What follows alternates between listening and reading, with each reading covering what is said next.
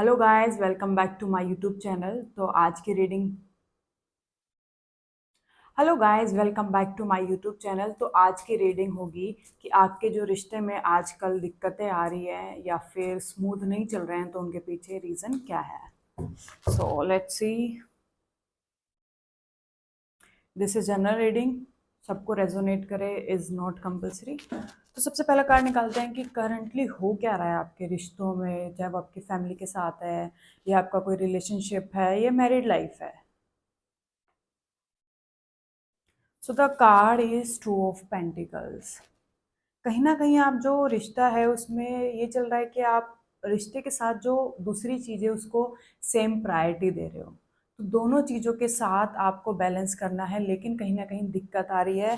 Priorities में दिक्कत आ रही है। आप प्रॉपर प्रायोरिटाइज नहीं कर रहे हो कि क्या रिश्ते में चीज़ें आपके लिए इम्पोर्टेंट है, या जो आपने अब आने वाले टाइम में जो ये सेकंड चीज़ को भी प्रायोरिटी दी है, क्या ये ज़रूरी है। और दोनों को बैलेंस करने में प्रॉब्लम्स आ रही है करंटली आपको।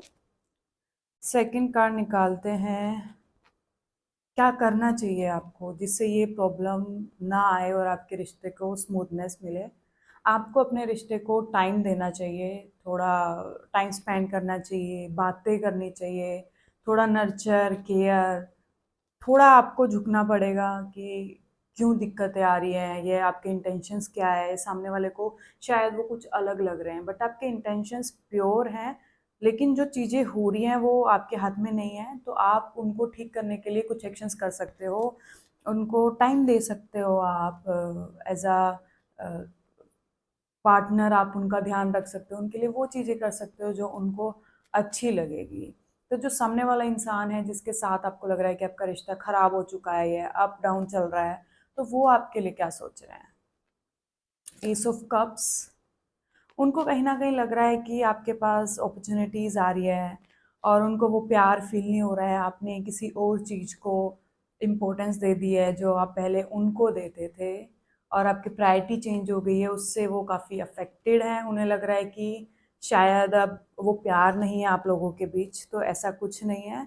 आपको सिर्फ़ कुछ एक्शंस करने हैं ताकि उनको वापस से वो प्रायोरिटी फ़ील हो। जो आपका टाइम गया है, जो अच्छा टाइम गया है, उसको आपको याद करना चाहिए। उनको फ़ोटोज़ दिखानी चाहिए, वीडियोज़ देखनी चाहिए कि कितना बेस्ट टाइम गया है। करंटली जो चल रहा है उस पे ध्यान ना दे के आपको सिर्फ़ अपना बेस्ट देना है ताकि आपका ये रिश्ता चल सके।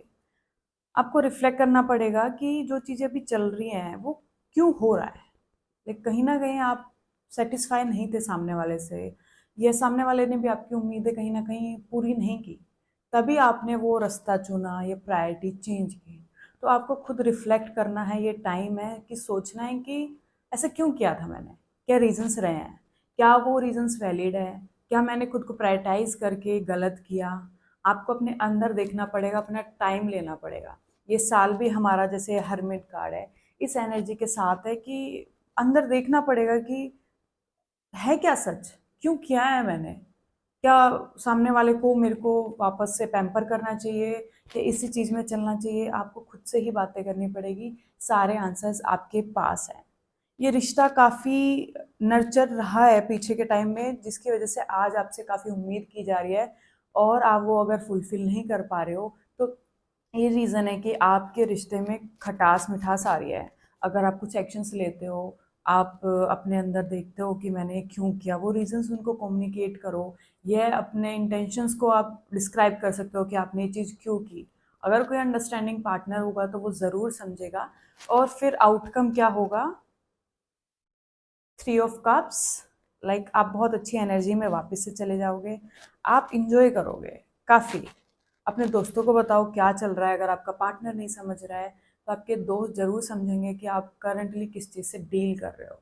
रिश्ता भी ख़राब है, ऊपर से आप अपने एफर्ट्स डाल रहे हो, लेकिन आपके लिए वो दूसरी चीज़ भी उतनी ही प्रायोरिटी पे रख लिया आपने। तो उसको अचानक से साइड करना इज़ नॉट ओके, क्योंकि किसी रीज़न्स की वजह से आपने ये किया है। शायद आपको रिश्ते में पूरा अच्छे से नहीं मिल रहा था, या आपको लग रहा है कि आपके साथ गलत हो रहा था। तो अपने दोस्ती में आप बताओ, खुद से पूछो कि मैंने ये क्यों किया था, या ये पार्टनर मेरा समझेगा या नहीं, या मेरे घर वाले बात समझेंगे या नहीं। उनको ट्राई करो पीछे की बातें याद दिलाने के कि ये रिश्ता अच्छा रहा है और आज भी अच्छा है। ये सिर्फ इतनी सी बात है कि मैं इस चीज़ को भी अपने साथ लेके चलना चाहती हूँ, क्योंकि मुझे ऐसा फ़ील हुआ है कि मेरे को ज़्यादा प्रायोरिटी नहीं दी गई है, तो मैं चाहती हूँ मैं खुद को स्टैंड कर पाऊँ और थोड़ा देख पाऊँ चीज़ें कैसी है। 10 ऑफ कप्स, वापस से फैमिली कंप्लीट होगी, हार्मनी आएगी, करंटली चल रहा है वो सब ठीक है, लेकिन आपको अपना स्टैंड छोड़ना है या नहीं छोड़ना है?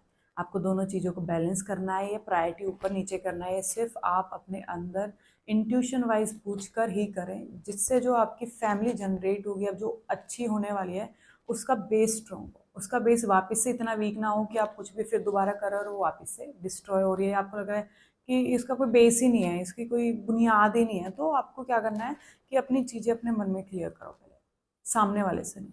आपको क्या करना है, अपने लिए क्या स्टैंड लेना है, कहाँ तक लेना है, अपनी बाउंड्रीज क्लियर करो। उसके बाद ही एक फैमिली आपकी वापस से बनेगी। अगर रिश्ता ऊपर नीचे चल रहा है तो वो भी ओके हो जाएगा, लेकिन करंटली आपको थोड़ा सा मेडिटेट करना चाहिए या थोड़ा अपने लिए सोचना चाहिए। रिश्ते ऊपर नीचे चलते रहते हैं, वो आज अगर आपने किसी चीज़ को इम्पोर्टेंस दे लिया, अगर उस चीज़ से रिश्ता खराब हो रहा है, कहीं ना कहीं उस रिश्ते का बेस वीक है। ये आपको एक्सेप्टेंस करना पड़ेगा, डिनाइल में नहीं रहना है।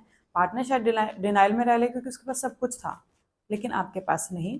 तो आपको थोड़ा सा खुद को वक्त देना चाहिए ताकि आपको चीज़ें समझ आए। तो आई होप आपको रेजोनेट की हो। अगर वापस से रिश्ता अच्छा करना है तो आपको इसका बेस वापस से बनाना पड़ेगा, क्योंकि शायद इसका बेस काफ़ी वीक था। Thank you.